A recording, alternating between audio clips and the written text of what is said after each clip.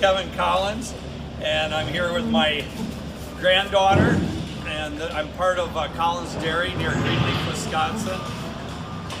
Wanted to take a few minutes just to talk about our water beds.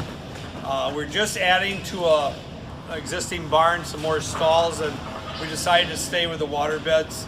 We really like the movement of the water beds. The cows lay on them, and we've had good luck with any urine that might settle, and keeps any stuff from building up on them.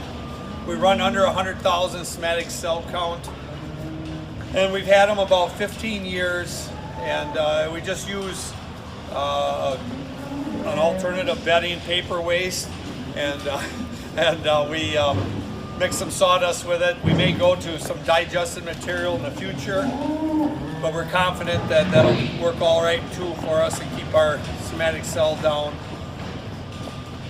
Want to just say a few words about it and how they've been good luck to us, and it's just been good to work with.